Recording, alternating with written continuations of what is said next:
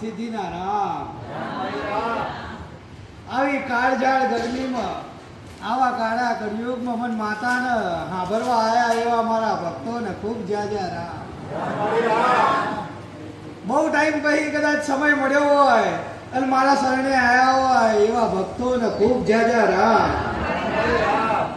કદાચ તમારા કુળની માતાને ભેરી હરખે કદાચ હંગાત લઈને આયા હોય કે આજ હેડમાં મેલડીના પારે જવું છે તો એવાને મારા ખૂબ જાજા રામ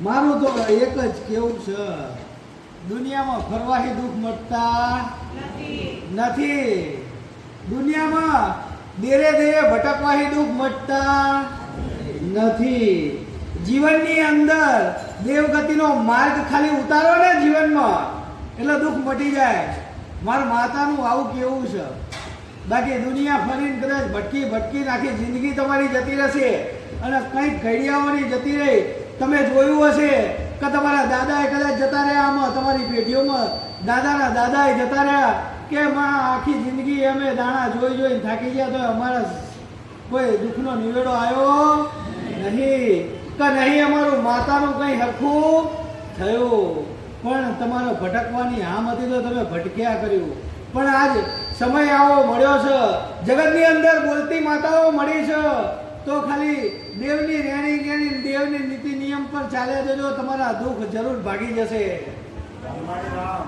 તમારું જીવન જરૂર સમૃદ્ધ બનશે જગતની અંદર કશું કાંઈ કરવાનું આવતું નહીં એના વારણ આવતા નહીં મૂડા આવતા કે નહીં એના શ્રીફળ ચુંદડી કરીને વિધિઓ કરવાની આવતી મારા માતાનું તો આવું કેવું છે જેને સાચી ભક્તિ કરી હોય જેને સાચી ભક્તિ મારા રામનું નામ લીધું હોય અને જેને મઢમાં બેઠેલા દીવા પૂજ્યા હોય ને એના મૂડા બાંધવાની જરૂર પડે નહીં જગતની અંદર તમારા વડવા કદાચ કાંઈ કરીને ના રહ્યા હોય કદાચ એક દેવના નામ ઉપર જીવન કુરબાન કર્યું હોય તો એવા મારા વાલા ભક્તોને ખૂબ જાજા રામ અને એવા દીકરા દીકરીઓને ખાસ કહું છું કે ચિંતા કરતા નહીં તમે મારા શરણમાં આવી ગયા છો અને મારા શરણમાં આવ્યા એટલે દુઃખનો અંત મારા શરણમાં આવ્યા એટલે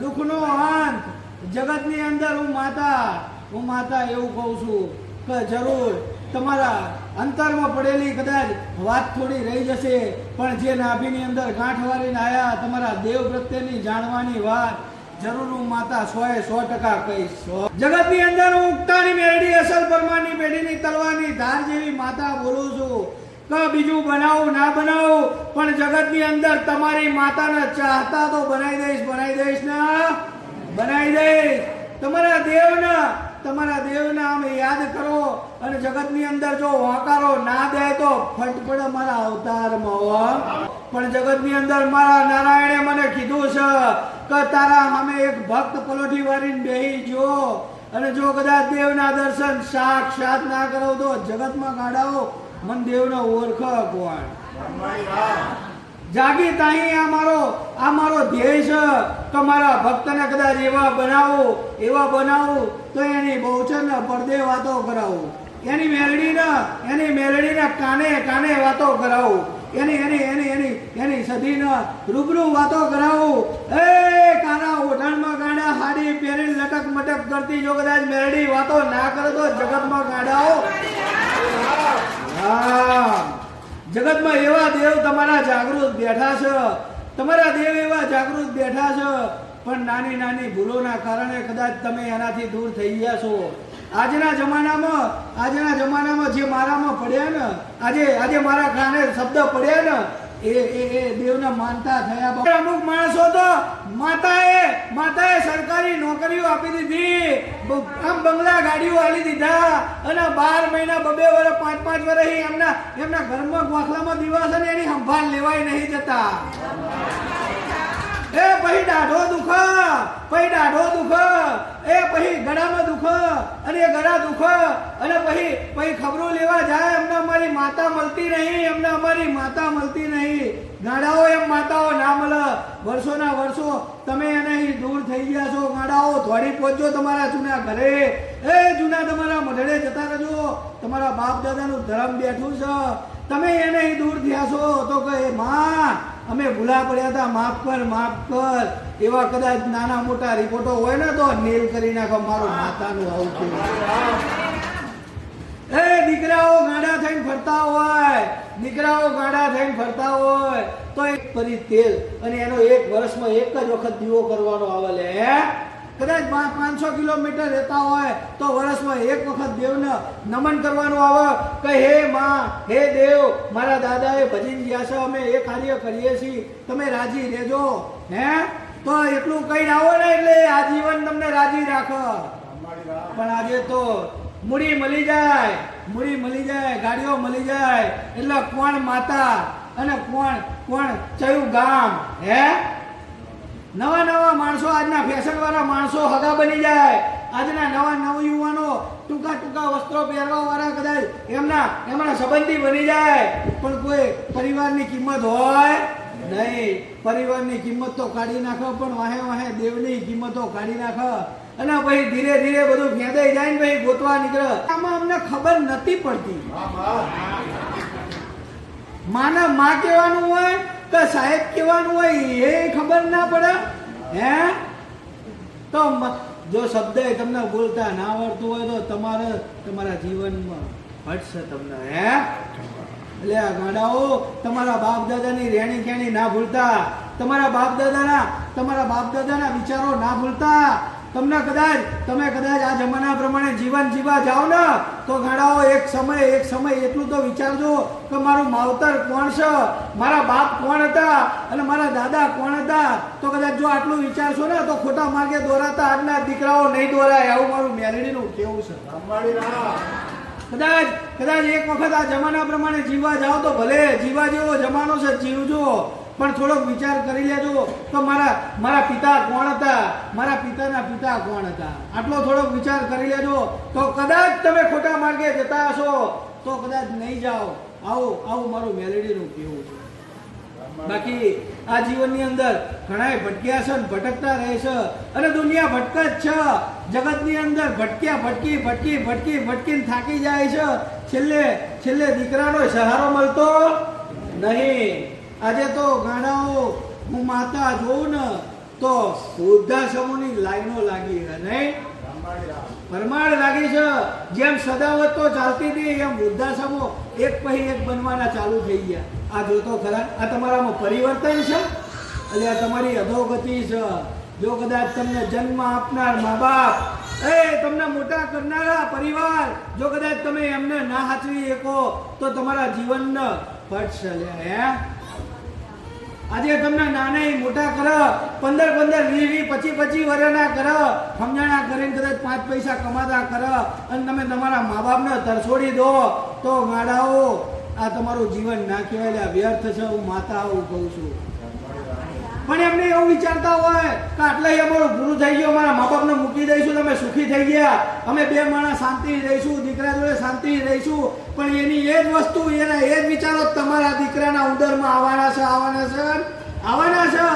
એની એ જ હાલત જો તમારી ના થાય ને તો ગાડા મારે મેલડીને બોલવું પડશે.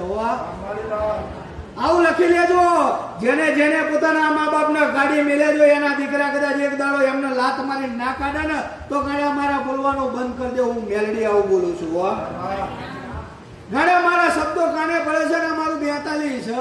42 અંદર જો કદાચ ગાડા આવું બની જાય ને તો ગાડા નકામું પડે. બાબુ વીરા એ દાડા એની એક અફોડી હાલત કરીને લાવું ને તો ગાડા માનવાનું કે ગાડા પરમારની પેઢીમાં 42 નું ધર્મ જાગ્યું હતું. આવું વાત મારવા વાળી છું. ગાડા હહારવા ના દઉં એ માતા છું. પણ આ તો હું એક ખાલી એક મારા ભક્તની હામું જોઈને કદાચ બેહી જઈશું. એક ભક્તને હામી જોઈને બેહી જઈશું. નહીતર હું જેટલી હારી છું ને એટલી રાશિ છું.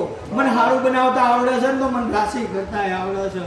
પણ ગાડા જગતની અંદર હું હારું બનાવવા આવીશું તો મારા એક દીકરાઓને એક નાસ્તિકના માથે હાથ ફેરવીને સમજાવું છું કે દીકરા ના કરીશ, આમાં પતન છે તારું.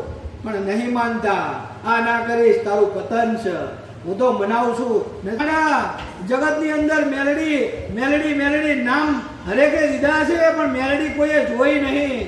જગતની અંદર એ બુટિયા બોકડા વાળી હું મેલડી છું હો.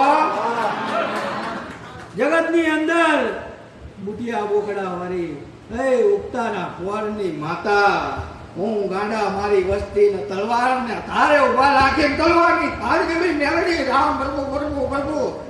એટલે એક ભક્તને એવું કહું છું કે ભજન કરો તો કોઈ સ્વાર્થ વગર ભજન કરજો.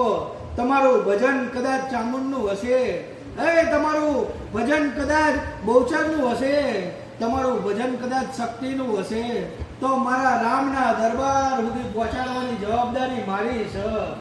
એ પછી તમે ખોડિયારને માનતા હોય તો ભલે, તમે જેવા જેવા દેવને પૂછતા હોય અંતરથી, પણ એક કંઈ પણ માગ્યા વગર ભજન કરી જુઓ. હું માતા આવું કહું છું. મનુષ્ય દેશ તમારી માંગણી છૂટવાની નહીં. હું માતા જાણું છું તમારી માંગણી નહીં છૂટે. ચમ તો મનુષ્ય તો કંઈક પામવા માટે જ કંઈ કાર્ય કરે છે, એ વગર કંઈ કરી શકતો નથી. પણ કદાચ મારી વાત સાંભળતો હોય મારો ભક્ત, મારી વાત સાંભળતો હોય દૂર બેઠેલો દેશાવર બેઠેલો કદાચ મારો ભક્ત, તો એક વખતે તારી માતાનો દીવો કરી જોજે. અને એ ઘોડા ભાવથી કે માં મારે કાંઈ લેવું નહીં, બસ એક તારી જરૂર છે, આટલી આશામાં કદાચ દીવો કરી જોજો. એક ભક્ત મારો છે એ સાંભળે છે એના માટે જરૂર લાગવું પડે છે. કે જેને શેડા મળતા નહીં, કદાચ મારા પારે આવી શકતા નહીં, એના માટે ખાસ લાગવું પડે છે. તો આટલો એક દીવો કરી લેજો, જરૂર તમારી માતા તમારા ઘર આંગણે આવીને ઊભી રહેશે. આવું મારું મેલેડીનું કેવું છે, આવું મારું મેલેડીનું કેવું છે. અને એ નહીં આવે ને તો ગાડા હું મારા બુટિયા બોકડા ઉપર બેહાડીનું મેલડી જરૂર લાવીશ. હું મેલડી જરૂર લાવીશ. પણ એક વખત તમારા બાપની માતા સામું મીઠ માંડી જોજો. એક તમારા જૂના ઘરોની અંદર કદાચ દીવા થતા હોય ને તો એની સામું નજર માંડી લેજો કે હે માં, હે દેવ, અમે તારાથી દૂર જયા છે, તું અમારાથી દૂર જઈ નથી. અમે તારા આશીર્વાદથી દૂર જયા છે, પણ હે માં, અમે તો માયાળુ માનવી છીએ, કાળા માથાના માનવી છીએ, અમે તો અલગ મતીના ભરેલા છીએ. પણ હે માં, અમને ક્ષમા કરી શરણે લઈ લે. એ જરૂર તમારા દેવ શરણે લે છે હો. અને પછી નાની મોટી તમારી માંગણીઓ તો હજારો છે, મૂકતા રહેજો. થોડી કરીને પૂરી કરશે. આવો મારું મેલેડીનું કેવું છે. અને ઢગલો ભરીને મારી જોડે મૂકો છો ને તો ઢગલો ભરીને પૂરું કરું છું હો. મારી આગળ ઢગલો ભરીને માંગણી મૂકી છે ને તો એ પૂરી કરું છું. પણ મેં ગયા રવિવારે કીધું ને કે એટલી પૂરી નહીં કરતી કે માથા ઉપર વજન આવી જાય તો કેળમાં વાંકા વળી જાઓ. હે થોડી પૂરી કરું, એકદમ બહુ વજન ના લાગી જાય, તમે માર્ગ ના ભૂલી જાઓ. એમ તમારા દેવ તમારી વાહે તમારા પડખે તમારા હૃદયમાં રમે છે. જગતમાં એવું કહેતા હોય કે મારા દેવ ક્યાં છે, કઈ રીતના છે, પણ એક વખત તમારું હૃદય ખંગોળી જોજો. જો કદાચ એ હૃદયમાં તમારા દેવ ના મળે તો કહેજો. જગતની અંદર તમે જેને ચાહતા હશો, જે દેવને હૃદયથી માનતા હશો, એ તમારા હૃદયમાં બેઠું છે. એક મઠ મંદિર તો તમારા મનની શાંતિની એક આસ્થા પ્રગટ કરવા માટે, બાકી સાચું એનું સ્થાનક હોય ને તો તમારું રુધિર એ તમારા હૃદયના ધબકારામાં બેઠેલી છે. અને કદાચ તમારા હૃદયના ધબકારાને જો કદાચ દુઃખ લાગે ના ઊભી થાય તો ગાડા જગતમાં તમારા બાપે દીવા કરેલા નકામા પડાવો.